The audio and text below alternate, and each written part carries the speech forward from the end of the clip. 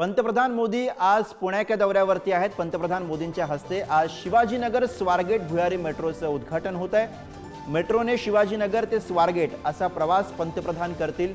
त्यानंतर स्वारगेट कात्रज या मेट्रो मार्गाचं भूमिपूजन पंतप्रधानांच्या हस्ते होणार आहे। या दरम्यान लाडक्या बहिणींशी सुद्धा मोदी संवाद साधतील।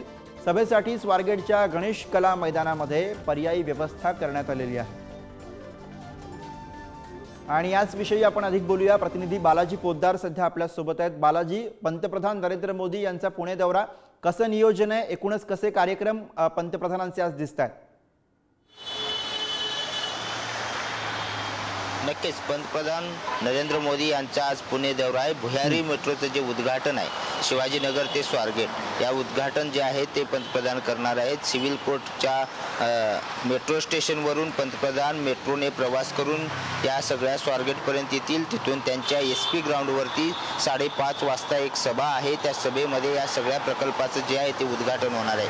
जवळपास 3-3.5 तासाचा हा सगळा दौरा आहे। मात्र या दौऱ्यावर जे आहे ते पावसाचं मोठं सावट आहे, कारण गेल्या 2 दिवसापासून पुणे शहरात रात्री आणि दिवसा सुद्धा पावसाने हजेरी लावलेली आहे। त्यामुळे आज पुणे शहराला शाळेला सुट्टी सुद्धा जिल्हाधिकाऱ्याने दिलेली आहे।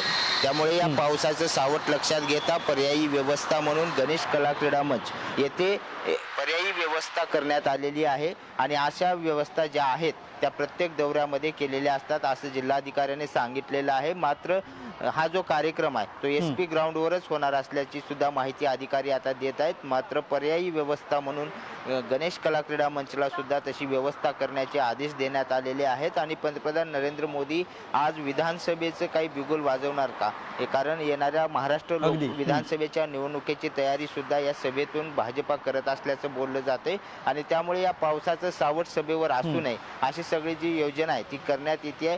मात्र आता दुपारी पाऊस काय करतो हे सुद्धा पाहावं लागेल। मात्र आज 3.5 तासात पंतप्रधान जवळपास 12 प्रकल्पाचं उद्घाटन जे आहे ते पुण्यातल्या या SP ग्राउंडच्या कॉलेजवरती त्यांच्या कार्यक्रमात करणार आहेत। गुरु, धन्यवाद बालाजी, वेळोवेळी तुमच्याकडनं अपडेट्स घेत राहू।